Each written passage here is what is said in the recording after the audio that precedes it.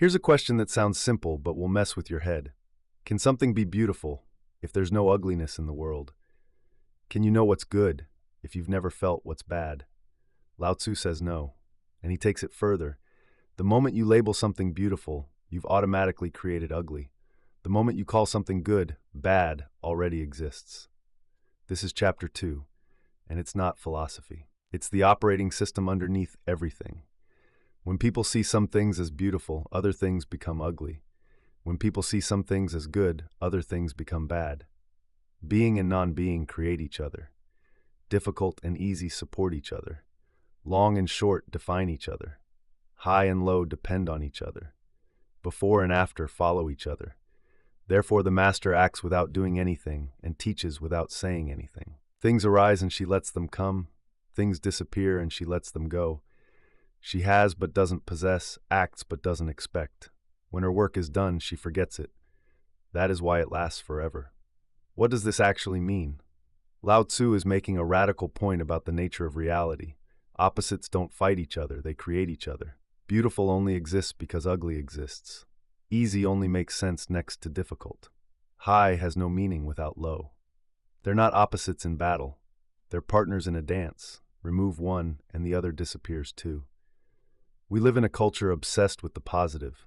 We want only success, only happiness, only beauty. But Lao Tzu says that's like wanting only the inhale and never the exhale. It doesn't work. It's not how reality is built. Think about a great movie. Why do you feel the triumph at the end? Because there was struggle before it. Why does silence feel peaceful? Because you know what noise is. The contrast is the experience. And then he introduces the master, someone who has understood this deeply. The master acts without forcing, teaches without lecturing, creates without clinging to what was created, does the work and then lets it go. This is Wu Wei, one of the central ideas of Taoism. Non-forcing action, not passivity, not laziness, but action that flows naturally, without ego, without grasping for the result. When your work is done and you forget it, that's when it truly lasts. How to apply this? In real life, relationships and work. In relationships, stop trying to keep everything only positive. The couples who last aren't the ones who never fight. They're the ones who understand that tension and closeness are part of the same rhythm. When something hard happens, don't rush to label it a crisis. Ask, what is this contrast showing me? In work and creativity, the creative block, the failed project, the rejection, these aren't the opposite of success. They're part of the same cycle. Every no is redefining what yes will mean. Instead of fighting the difficult phase, let it do its work.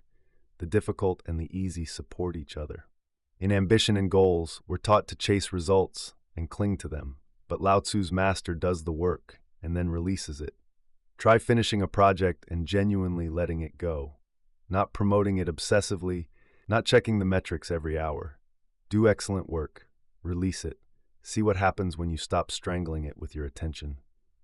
In your inner life, next time you feel bad, don't immediately try to flip it to good. Sit with it for a moment. Recognize this feeling is the other side of something you care about deeply. Anxiety lives next to ambition. Grief lives next to love. They come paired, always.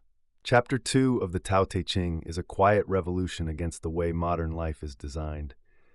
We are sold the idea that you can have all the good and none of the bad, all the success and none of the failure, all the beauty and none of the mess. Lao Tzu says that's not freedom, that's a trap. Real freedom comes when you stop fighting the opposites and start moving with them, when you act without forcing, when you create without clinging, when you do the work and then let it find its own life.